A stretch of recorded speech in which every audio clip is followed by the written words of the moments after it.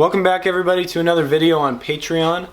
I'm excited to say that I'm changing things up just a tiny little bit as I go forward with Patreon. I've kind of shown everybody what I do to make my knives, kind of covered the basics. Now I'm going to be going through special projects instead of small videos on how I do certain things. You'll still see how to make a knife, and I'll stop and explain things, or I'll put voiceovers in, things like that, to explain what I'm doing and how I do it. But I'm going to be doing special projects, going from beginning to end with it, and showing you the whole process so that you guys get a really good view of what I'm doing. And I'll be doing things that maybe I've done before, maybe I haven't done before. So it'll kind of test the limits of things that I've done in the past. And as I learn, you guys will be able to learn too. So basically, as I make mistakes, you guys learn from those, and as I apply what I've already taught you guys will see those things applied in different ways and in more ways. So hopefully that moving forward will be really good. And if there's something I've missed that you guys are dying to see made or dying to see shown how to do, then let me know. I'd love to do it.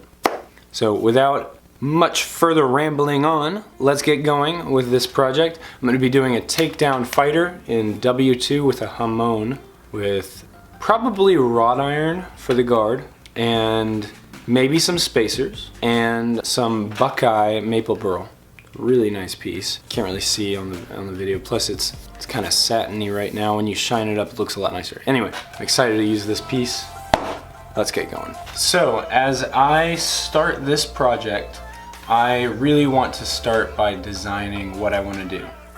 Now normally I don't do that because I have a lot of experience forging blades, and so I can go straight to the forge out a blade, and then design the handle around that blade. I have no problem doing that, but as I was starting out, it was really helpful for me to design a blade, go roughly by what that design is going to be, and then if it's a little different, change it up a little bit, but it's pretty close to what I wanted, and then I design the handle around that shape. So that's what I'm going to be doing in this video, just to show you guys how I used to do that and help you out a little bit. I'm going to be using this big old drawing pad, so I'm going to get into it. I'm going to draw out a large buoy.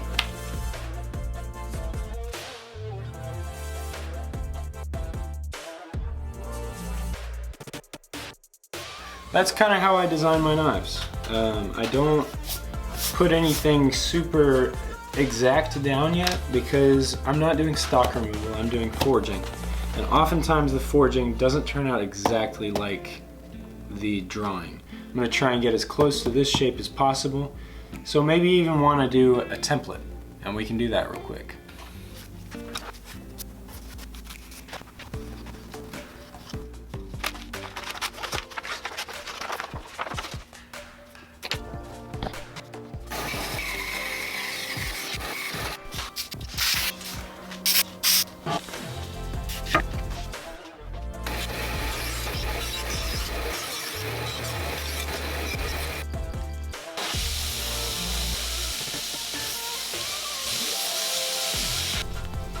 Okay, so now I have the template. Templates are great for getting things exactly how you intended them to be. I don't normally do that because I kind of like designing when I'm forging.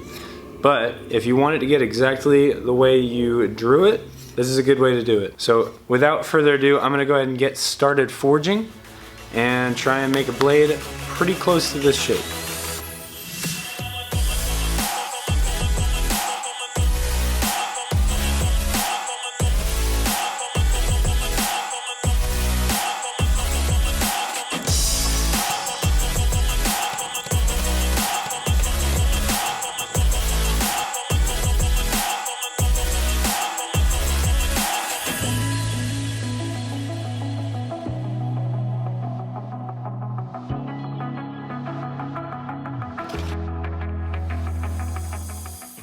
Okay, so I have a little bit of an issue with the first piece of steel that I wanted to use. It's way too thin.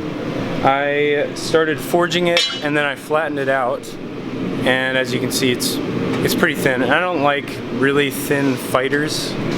I know that they have to be somewhat thin, but they're ground thin. You don't need them to be super thin at the spine, and I need it to be a little bit thicker. So instead of the W2, I'm going to be using this W1, which also makes a good hamon, and it's much thicker.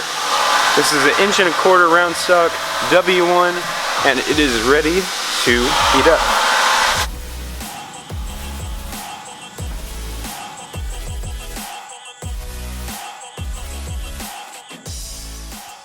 Now on a larger piece of steel like this, it's really good to have a press or a power hammer, or at least somebody striking for you in order to break down the steel to a usable size.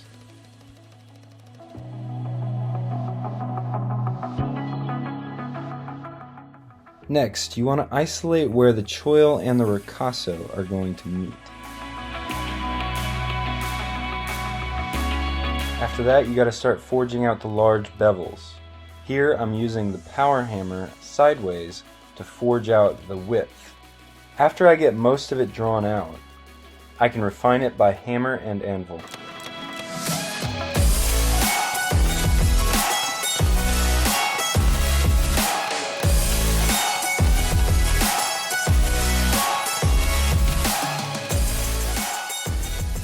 Now is when you can start refining the shape of the blade, using both the horn and the flat of the anvil.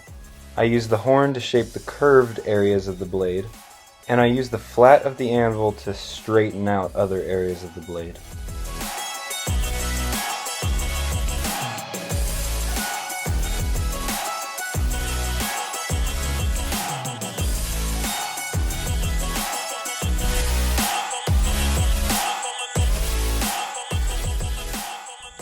If the edge is just a little bit out of alignment, a really simple fix is just to clamp the spine of the knife in a vise and tweak the edge back to the center with a pair of tongs.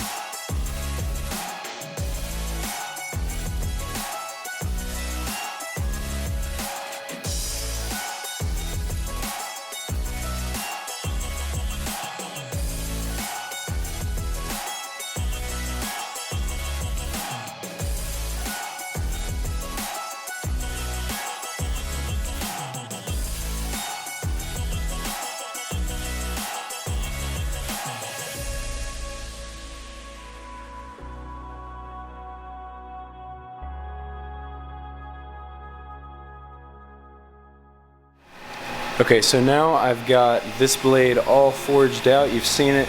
It's the thickness I want. It's straight down the middle. The edge is right down the center. The tang is long enough to do a takedown with a threaded tang right at the end. And so now all I have to do is normalize it, anneal it, and I'm done for this video. And those are the steps that are probably most important when it comes to doing a hamon on W1 or W2.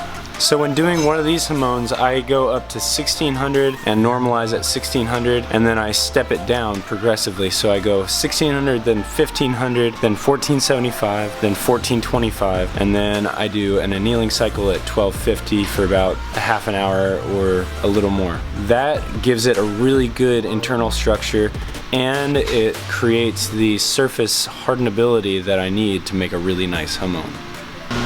Okay, so I've got this set holding at 1600. I'm gonna go ahead and put my knife in the oven. It's already hot in there, and I'm just gonna grab it with these tongs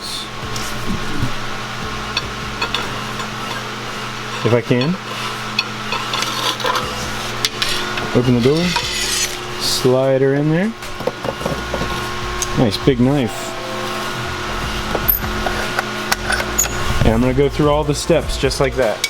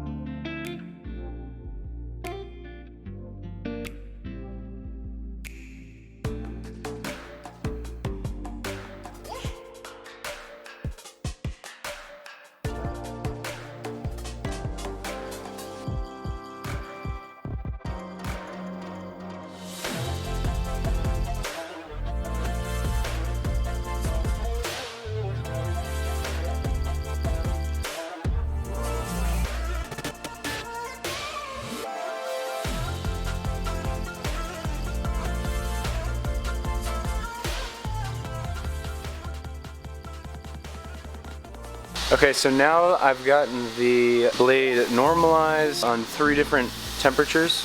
1600, 1500, 1475, 4 different temperatures. So 1600, 1500, 1475, and 1425. And that should give it a really nice step down normalization, really good internal structure. And now I'm going to anneal it at 1250 for 30 minutes, and I'll come back to it later. But that's it for this video, everybody. Thank you so much for subscribing.